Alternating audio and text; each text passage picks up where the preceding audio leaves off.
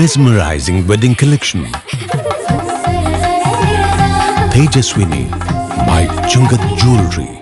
Edasseri jewellery Kalady. ഏറ്റവും കുറഞ്ഞ പണിക്കൂലിയിൽ ലൈറ്റ് വെയ്റ്റ് 916 സ്വർണ്ണാഭരണങ്ങൾ ലഭിക്കുന്ന കാലടിയിലെ ജനപ്രിയ ജ്വല്ലറി ഇടശ്ശേരി ജ്വല്ലറി കാലടി. മനസ്സ് നിറയെ മാംഗല്യം, മനസ്സ് നിറയെ വാത്സല്യം, മനസ്സിലുണ്ടൊരു മന്ത്രകോടി, മനം ബ്യൂട്ടിഫുൾ. വിവാഹം കാലങ്ങളായി ഞാൻ കണ്ട സ്വപ്നം. ശരിക്കും ഞാനൊരു രാജകുമാരിയെ പോലെ അന്ന് എന്നെ നോക്കി എല്ലാവരും പറയും Beautiful. മനസ്സിലുള്ളത് മെട്രോയിലുണ്ട്. ഇപ്പോൾ 50,000 സ്ക്വയർ ഫീറ്റിൽ മെട്രോ വെഡിംഗ് പ്ലാസ അങ്കമാലി. ഒരു ദിവസം ഞാനും റിസർവ് ബാങ്ക് ഗവർണറാകും. നോട്ടിൽ സൈൻ ചെയ്യും. PDDP Milk and Milk Products. നല്ല ശീലങ്ങൾ വളരട്ടെ, ഈ നാട് ഉണരട്ടെ. പ്രിയ സഖാവിന് red salute.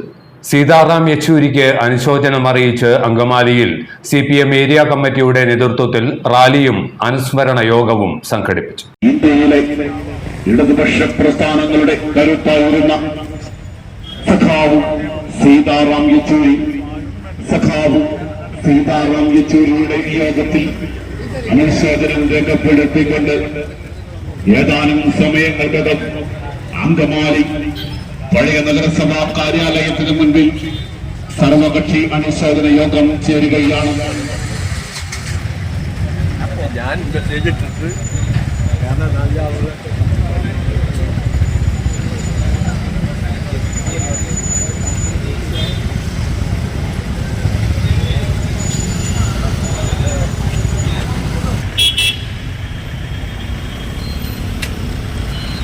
Hello hello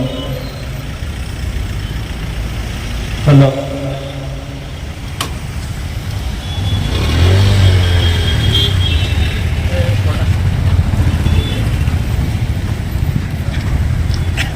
hello hello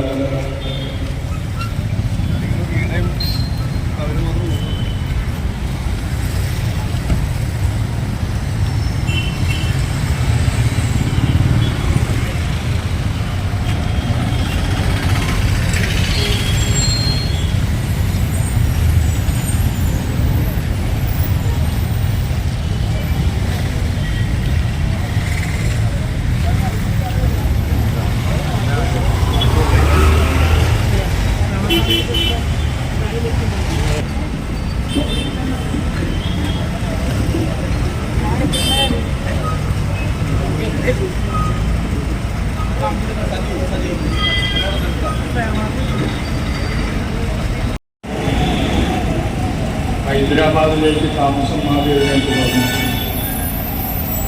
തുടർന്നുള്ള സഖാവിൻ്റെ വിദ്യാഭ്യാസ കാലം ഹൈദരാബാദിലും ഡൽഹിയിലുമായി ആണ് തുടർന്നത്. JNUവിൽ വിദ്യാർത്ഥിയായിരിക്കെയാണ് SFI വഴി പൊതുപ്രവർത്തന രംഗത്ത് ജവഹർലാൽ നെഹ്റു യൂണിവേഴ്സിറ്റിയിൽ 3 പ്രാവശ്യം അദ്ദേഹം ചെയർമാനായി തെരഞ്ഞെടുക്കപ്പെട്ടു. തുടർച്ചയിൽ SFIയുടെ ജോയിന്റ് സെക്രട്ടറി, പ്രസിഡന്റ് തുടങ്ങിയിട്ടുള്ള പദവികൾ അദ്ദേഹം വഹിക്കുന്നു. 1985 നടന്ന 12ാം പാർട്ടി കോൺഗ്രസിലാണ് ഇന്ത്യയിലെ പാർട്ടി നേതൃത്വ നിലയിൽ മറ്റ് സഖാക്കൾക്കൊപ്പം കേന്ദ്ര കമ്മിറ്റി സഖാവും അംഗമാകുക. ശ്രീമതി ഇന്ദിരാഗാന്ധി അടിയന്തരാവസ്ഥയ്ക്ക് ശേഷം അവസാനിപ്പിച്ചതിന് ശേഷം നടന്ന തെരഞ്ഞെടുപ്പിൽ ഇന്ത്യയുടെ പ്രധാനമന്ത്രി അല്ലാതെ ആയതിനു ശേഷവും ജവഹർലാൽ നെഹ്റു യൂണിവേഴ്സിറ്റിയുടെ ചാൻസലറായി തുടർന്നതിനുള്ള എതിർപ്പിലാണ്. വളരെ സാഹസികമായിട്ടാണ് ഇന്ദിരാഗാന്ധി താമസിച്ചിരുന്ന സ്ഥലത്തേക്ക് യെച്ചൂരിയുടെ നേതൃത്വത്തിൽ വിവിധ രാഷ്ട്രീയ വിദ്യാർത്ഥി സംഘടനകളുമായി നയിച്ചു വന്നത്. അന്ന് അദ്ദേഹത്തിൻ്റെ നേതൃത്വത്തിൽ ഇന്ദിരാഗാന്ധിയെ കാണണമെന്ന് ആവശ്യപ്പെട്ടപ്പോൾ ആദ്യം സമ്മതിച്ചില്ല. കാരണം 1-2 പേർക്ക് പോകാമെന്ന് പറഞ്ഞപ്പോൾ ഞങ്ങളുടെ കൂടെ വന്ന നേതാക്കന്മാരെല്ലാവരും കടത്താണെങ്കിൽ മാത്രമേ ഞങ്ങൾക്ക് പോകട്ട് വരും, ഞങ്ങളോട് നിന്നോളാമെന്ന് പറഞ്ഞു. അപ്പോൾ ആരാണ് എന്താണെന്നെ കുറിച്ച് ഇന്ദിരാഗാന്ധി അന്വേഷിച്ചു. സ്വാഭാവികമായും അന്ന് ദില്ലിയിലെ ഏറ്റവും കൂടുതൽ അറിയപ്പെടുന്ന വിദ്യാർത്ഥി നേതാവ് എന്ന നിലയിൽ സഖാവ് യെച്ചൂരിയുടെ നേതൃത്വത്തിലാണെന്ന് അറിഞ്ഞു. ഇന്ദിരാഗാന്ധി അവിടെ നിന്ന് ഇറങ്ങി വന്നു എന്നുള്ളൊരു മഹാമനസ്കത നമ്മൾ വിസ്മരിക്കുന്നു. അങ്ങനെയുള്ള ആ പ്രകടനക്കാർ അല്ലെങ്കിൽ പ്രതിഷേധക്കാർ അല്ലെങ്കിൽ നിവേദനക്കാർ എത്തിയപ്പോൾ ഇന്ദിരാഗാന്ധി വന്നുവെന്ന ഫലത്തെക്കുറിച്ചാണ് നമ്മുടെ MLA സൂചിപ്പിച്ചത്. അവിടെ തന്നെ നമുക്കൊരു കാര്യം മനസ്സിലാക്കാൻ കഴിയും.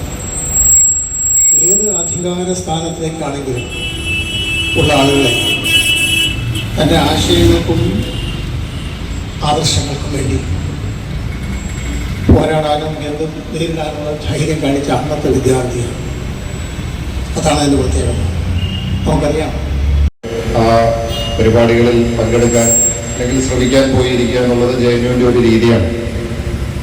അപ്പോൾ ഞാൻ JNUവിൽ ചെന്ന കാലം മുതൽ എല്ലാ വർഷവും അല്ലെങ്കിൽ വർഷത്തിൽ ഒന്നിലധികം തവണയെങ്കിലും ബഹുമാനായ സീതാറാം യെച്ചൂരി ക്യാമ്പസിൽ അദ്ദേഹം വിവിധ വിഷയങ്ങളെ സംബന്ധിച്ച് പ്രഭാഷണം നൽകുവാനായിട്ട് എത്തിച്ചേരുവാറുണ്ടായിരുന്നു. ഞാൻ വ്യത്യസ്തമായിട്ടുള്ള ഒരു വിദ്യാർത്ഥി സംഘടനയിൽ പ്രവർത്തിച്ചിരുന്ന ആൾ, NSUവിൽ പ്രവർത്തിച്ചിരുന്ന ആളായിരുന്നുവെങ്കിലും സീതാറാം യെച്ചൂരിയുടെ പ്രസംഗങ്ങൾ കേൾക്കാനായിട്ട് ഞങ്ങളെല്ലാവരും പോകാറുണ്ടായിരുന്നു. അത് എല്ലാ രാഷ്ട്രീയ പാർട്ടികളിലും പെട്ട വിദ്യാർത്ഥി പ്രവർത്തകർ, നേതാക്കന്മാരൊക്കെ അദ്ദേഹത്തിൻ്റെ പ്രസംഗങ്ങൾ കേൾക്കുവാനായിട്ട് എത്തിച്ചേരാറുണ്ടായിരുന്നു.